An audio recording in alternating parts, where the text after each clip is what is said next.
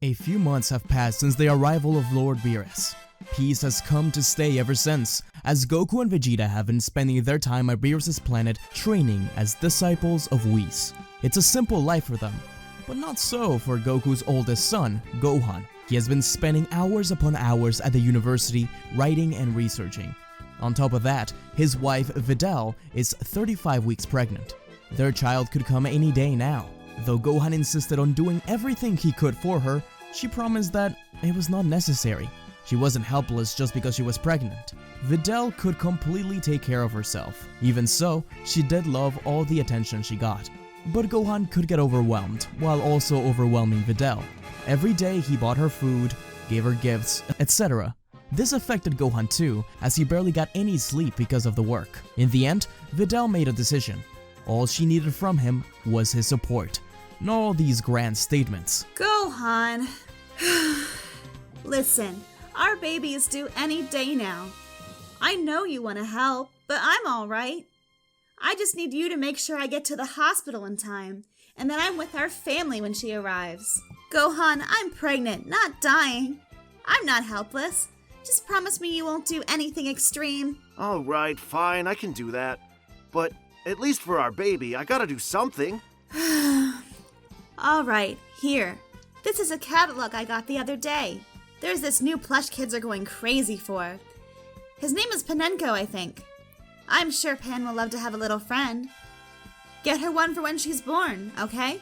A little friend, huh? The Saiyan recalled back to when he was a child, and the many friends he made in the wilderness, especially Icarus. Perhaps it was time to visit him sometime soon. Alright, you can count on me. And so, some days passed. Gohan had a very important assignment as they needed to try and locate some insects that appeared to be glowing. It was supposed to be a breakthrough, though it would take a few years to develop. Gohan passed out over his computer until he heard a high-pitched screech coming from his window. He instantly sprung up, jumping to open the window as he saw Piccolo outside. He seemed exasperated. Now! Right! Gohan went to get their car and parked it outside as he carried Videl to the maternity ward. Mr. Satan was crying with joy in the passenger seat. Goku, Goten, and Chi-Chi had stopped by earlier, but once Goku heard that they would be taking the car, he thought it was ridiculous not to fly, not realizing how dangerous it could be for Videl. They were already at the hospital, alongside Bulma, Krillin, 18, and Eraser. The traffic was heavy on the way there, with Gohan getting more and more anxious as Mr. Satan complained. That's it, Gohan thought, getting out of the car and picking it up with one hand, flying off to the hospital, leaving the citizens of Satan City with their mouths gaping open. Finally, they arrived, with Gohan gently placing the car out front and quickly going to the maternity ward. Before he stepped outside to talk to everyone else, Videl held his hand in between groans. She asked one thing. Did you get the plush? Gohan's face went pale, awkwardly laughing and saying that of course he did. He just left it with Goku. He'd go get it right now. Gohan kissed her cheek and stepped out of the room, sweating bullets, not realizing that Videl didn't mind that much. She was just kidding around with him. Gohan looked at the ground. He had to do something. That's when he felt someone touch his shoulder. Goku caught him by surprise, asking what's wrong. He heard his name mentioned. Gohan shook himself back to reality. He turned to his father and said that he had something to take care of his own. He'll just be a second. Goku, in a surprisingly astounded moment, asked if he was sure his wife needed him right now. Gohan cocked an eyebrow, then looked at his dad dead in the eyes. Don't worry, Dad, I'm doing this for her. It'll just be a moment, I promise. Gohan ran out of the hospital room, while Chi-Chi yelled at him to come back. Surely, whatever it was couldn't be good. Under his breath, Mr. Satan said that he always knew that Gohan would cause his little princess some trouble. Thus, Gohan ran quickly through Satan City, ignoring his own rule of not using his powers. Yet, despite checking every single store, they all seemed to have been sold out. How could a simple kid's plush be so popular? First, it was those squish whatever things, then it was the PlayStation 5, now this? Scalpers have a field day with these things, don't they? Gohan was getting a little desperate, flying out and ripping his tie off around his neck. Where could he go a moment like this? Then he remembered something. Dende, of course! He could see all through Earth.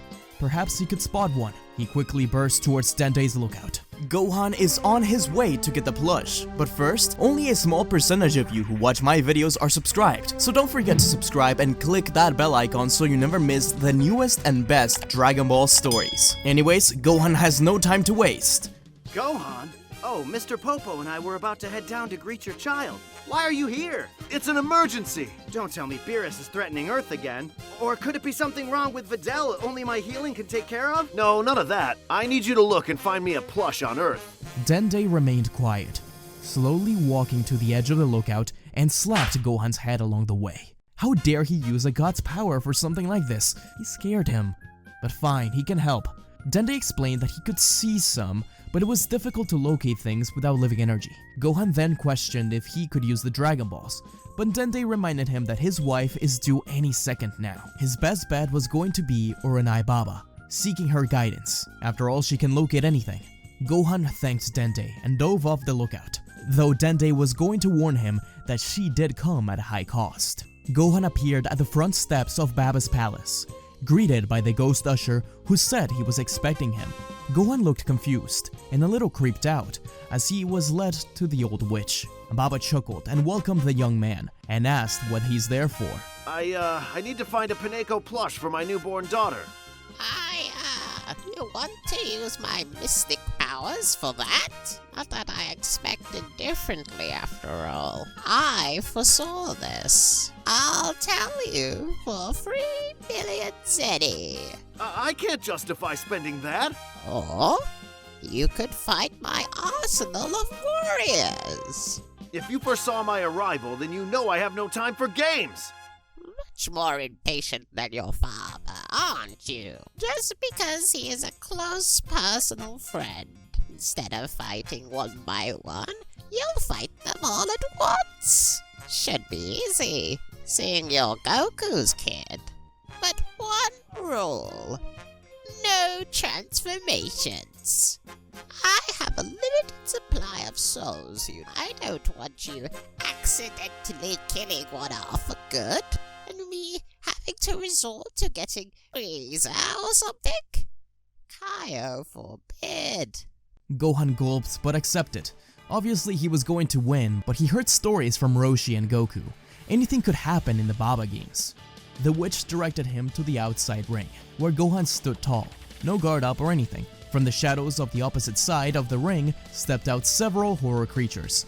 A bat that turned into a man, a mummy, a devil, and even an invisible man. But 2 more men were there.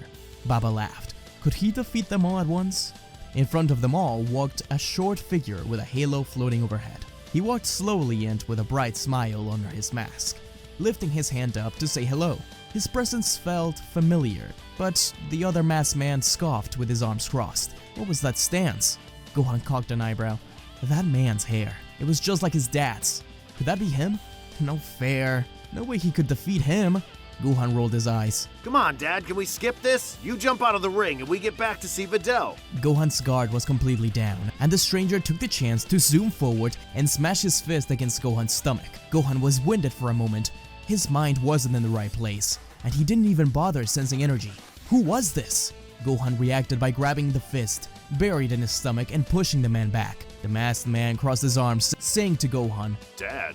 You must be mistaking me for someone else. Get on guard, kid. Gah! The energy is similar, but he's definitely not my dad. I don't know who you are, but sorry, there's no time for this. Devilman, the Mummy, Dracula, and the Invisible Man all jumped in to attack Gohan, as the masked man jumped back to allow them to take care of things. This monster mash was nothing to Gohan. However, the Saiyan pulled in his arms and quickly snapped them forward, creating a ki that bounced the monsters off of each other and out of bounds. Some landed in the water, others on the roof. Perhaps he went a little overboard. Didn't matter. Clearly, the 2 masked figures were the real challenge. One's ki felt calm and collected, and the other angry and stronger. He'd go for him first. Gohan fired a Masenko at the man, who avoided it at the last second. The stranger could tell that Gohan was holding back, as he avoided the attack. The shorter man fired a Kamehameha. Seeing the Turtle School's signature technique surprised the soon-to-be dad. He had to slap it away and accidentally destroy the roof of Baba's place. She yelled at them both to be careful, though that was just a distraction. The taller man spun behind Gohan and smashed him to the ground. Gohan realized this was no ordinary fighter. He was very experienced, even if his power wasn't that impressive. He had gotten cocky and held back way too much, thinking they were regular people. Come on, this is really important. My daughter's about to be born. Sad for her to have to grow up without a father. This angered Gohan immensely, something the taller masked man wanted to see. Even the shorter masked warrior was taken aback. Gohan roared out, pushing himself forward and kneeing the man in the stomach. The masked man tried to grab his leg and swing him, but Gohan pointed his hand out to his face and fired a blast point blank. The masked man managed to save himself right before falling off of the edge. That single blast could have defeated half of the Saiyan army back in the day. Had his people evolved that much since then? He chuckled.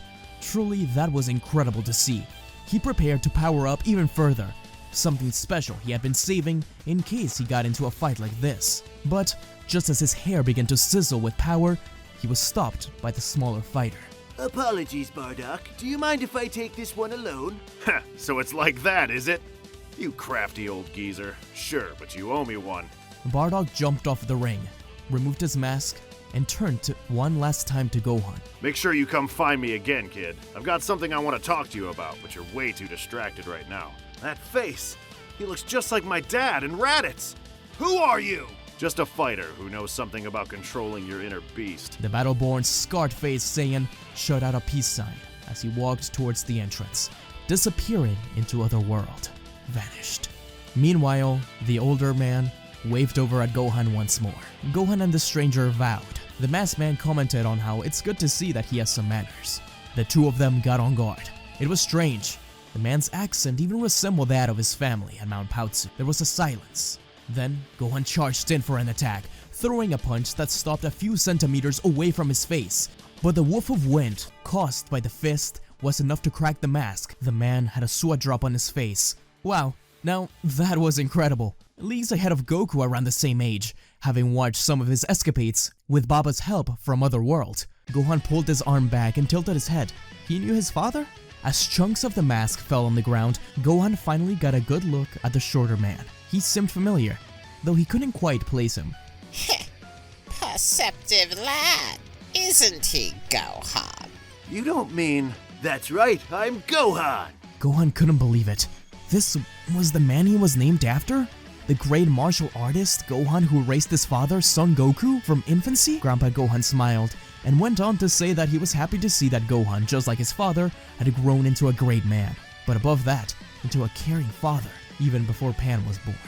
Gohan was surprised he knew all of this, but Grandpa Gohan didn't stop there. I hope I haven't brought any dishonor to your name, sir. You've made it a lot cooler than I ever could. Everyone in Otherworld confuses me with you. It's made me quite popular with the ladies. I see. Though you definitely are a lot lazier than I ever was, at least when it comes to fighting. Goku's better than us both at that. Still, I can't imagine my little boy is a father, let alone a grandfather. He's surpassed me completely now, eh? And you, well, you'll be a great father, won't you, Gohan? Your soul is the purest I've ever encountered, I can tell. I'm sorry I don't have much to pass on, but... Oh, I know! I'll share some of my advice my old master told me a long time ago. Work hard, study well, eat well and sleep well. That's the Turtle School way. My dad passed those words on to me, as Master Roshi did for him. Looks like things are already well taken care of.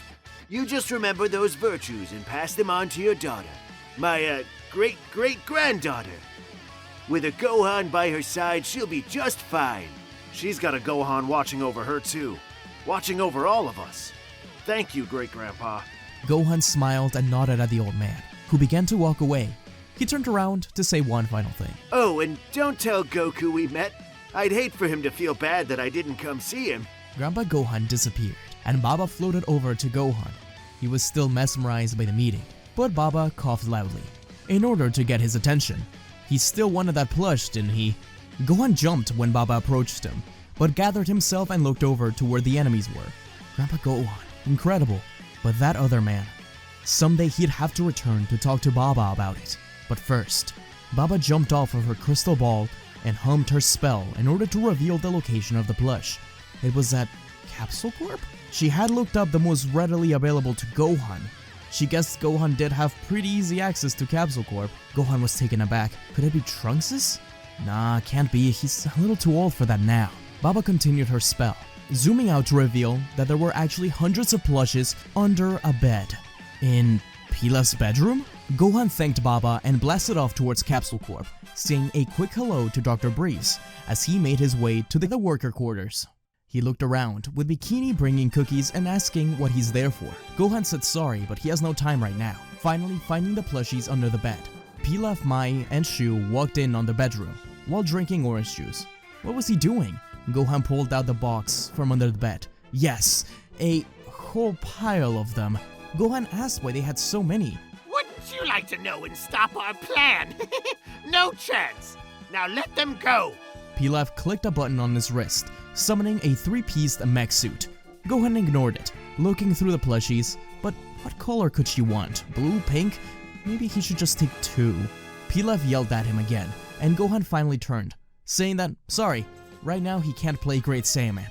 His kid's about to be born, but they'll get to play with her sometime. Gohan burst out of the room through the hole Pilaf made with the machine, blowing away the rest of the plushies and the machine itself. The Pilaf gang screamed and yelled over the few plushes left intact. They were going to be rich! They were going to sell them on Z-Bay and make millions! It looks like they'll have to go to Plan B. Find the Dragon Raider and wish for money. Hopefully nothing gets in the way. At the same time as they ran towards Bulma's lab to find the Dragon Radar, we see that not too far away, in a Frieza spaceship overhead, some people were watching them. So, they were the ones with the Dragon Radar, huh? All they had to do now is wait for them to collect them, then they can revive their overlord. Sorbet laughed. But that's a story for later down the line. First, Gohan landed at a few steps from the hospital, making his way and passing by everyone as they asked him where he was at. He could hear his wife in there. He had made it just in time. Gohan threw the plushes over at Piccolo, who caught them reluctantly. He made his way to his wife's side, holding her hand. Through the pain, she could have barely managed to hold a smile to him. It seemed like days were spent there, but once the doctor handed the child, the most beautiful child in the world, over to her mother, all of that time and pain seemed insignificant. Gohan leaned over to look at his daughter, along with Videl. This truly was the most wonderful day of his life. The doctor finally opened the door again, letting the whole family in. Mr. Satan was in tears. She was the cutest girl in the world. Goku cocked his head. Goku winced. Her ki already felt more fiery than anyone he'd ever met. Goten smiled and made goofy faces with Trunks. Chi-Chi and Bulma took turns holding her, while Krillin and 18 introduced the Shy Marin to her new friend. Bulma had brought a bunch of baby care items for the couple, all fit in a nice little capsule. Chi-Chi and Goku held her together. Were they really grandparents? They looked at each other. They had built such a beautiful family together. Finally, Gohan handed her to Piccolo. He was nervous to hold her, and blushed once he did. But even the great Demon King reincarnated had to admit she was adorable. So, what did you say the little one's name is? Seriously? You already forgot? Gohan looked down at his newborn, who looked at him back. Her name is Pan. The night slowly came, with Gohan falling asleep on the chair by Videl's bedside. Pan slept quietly, her two Penenko plushes by her crib. Videl was very glad to see that Gohan indeed had gotten them, though she could tell by how exasperated he was that it was just recent. Even so, she knew she could count on her husband. A few weeks passed on by, and Pan was already showing just how headstrong she'd be growing up to be. She smiled, giggled, and hugged her plushies. Everyone came to visit them at their home, with Piccolo, Chi-Chi, and Goku sleeping at their place for a few days. To make sure everything was okay, Piccolo played with the little girl carefully, and was happy to see how strong she was when she started grasping things. Piccolo held her, telling Gohan that if he had been as bold as she is at her age, then the battles against the Saiyans would have gone down smoother. Gohan laughed, smiling at his daughter. She grasped Gohan's finger with so much force. Gohan chuckled, ignoring the pain, as he handed her a Panenko plush instead, which she hugged tightly. But she was reaching over at Piccolo instead. He raised an eyebrow. She was trying to give him the purple one. Piccolo nervously took it and smiled. I see. It's, very nice. You can have it back. But Pan simply hugged the other plush tight. She didn't want it back. I think she wants you to have it, Mr. Piccolo. Well, thank you, but... Pan just smiled and tilted her head while hugging her own plush. Piccolo didn't have the heart to say no to her, nor Gohan. This was a memory Piccolo wanted to keep. Perhaps... Piccolo gave in inside, saying one final thank you and keeping the plush. It would be quite a nice to ride his home, but as long as it's just only one, it would be okay. Piccolo handed Pan back to Gohan, who smiled brightly at Piccolo. His master smiled back and placed a hand on his student's head. He knew this next challenge would be difficult for him, but he believed in him. And so, a few years passed on by. Gohan and Pan make their way through a cave. Pan was asking where they were going. Gohan says that this is where the Super Saiyans live. He is collecting some things for his research. Pan wonders why she had to come along too. Not that she didn't want to. On her back, she had a blue backpack with water and her Penenko plush, a little dirty over the years. There's just something I gotta show you. Well, someone I want you to meet. Finally, they made their way to the top. Pan looked around. There wasn't much, was there? But as she said that, a giant head of a dinosaur peeked over and roared. Pan wasn't scared. In fact, she thought it was really cool. Whoa, calm down, boy. It's just me. I have someone I'd love you to meet. The roar died down, and the head moved slowly down to look at Gohan. It wasn't a dinosaur after all. It was a purple dragon, and he smiled at Gohan. Pan's eyes widened in wonder. Hey, buddy, this is my daughter Pan. Pan, meet my good friend the higher dragon, Icarus. Icarus smiled at the little girl, moving in and allowing her to touch his nose. Pan couldn't believe it, but she giggled. As Gohan looked at them together, he recalled being a little kid and playing with Icarus alongside his father. Now he was a father himself. Wow, Dad! This is such a cool beast! I want him to be my friend too! Gohan was taken aback. Beast, huh? Perhaps it was time to revisit Uranai Baba. But first... My dad introduced him to me when I was around your age, and he's been my friend since. I want to make sure you grow up to be strong just like he has, okay? I want you to work hard, study well, eat well, and sleep well, okay? Always remember that. Pan? The girl had just barely heard any of that. She was already riding around on the back of Icarus with a bright smile. Gohan rolled his eyes and chuckled. Well, it didn't matter now. She'd learn in time. She would be okay. Wait up, Pan! I'm coming too! Gohan flew up to ride on Icarus's back, onto further adventures. The end. Thanks for watching, everyone. I hope you enjoyed this new story. I put a lot of love into this one, as I really like both Gohans and can't believe they've never interacted even in stuff like Heroes. And, of course, now Gohan wonders about that other man. Should I make a story picking up from that? Let me know. A huge thank you to Ragmain and Woodline Buckle for editing this video. Don't forget to like and subscribe. It really helps the channel grow so much. Now, a huge thank you to the Patreons of the channel. Daddy, Cyber Samurai, Kaden, Huey, Beastie Man 420, Faisal Alshref, Akko, Grim Shadow 227, Giovanni Jimenez, Zanos, D-Man for Life, KV, Hurt Fanfiction, Blaze 9526, Craze PlayStation CK, Free Flow Highway, Jackie Effing Chan, Shane K, Angel MR, True Lightning Striker, Ghost 1571, Lee Urquidez, Kaiser Jirachi, Jonas Paulus, Trench Rules, D-Man Plays 22, Jim G, Always Zero, Jerome Foster, Salil Paranjape, Keith Grimes, Christian Hellman, Lewis Perkins, Nuka Draco, Hannah Rowan, Midnight Combatant, and Mystic Angel, and Samuel Randall. I always appreciate you guys' support, as it all goes directly into funding editing and artwork for the videos. Anyways guys, I'm SmugStick, and until we meet again, see ya!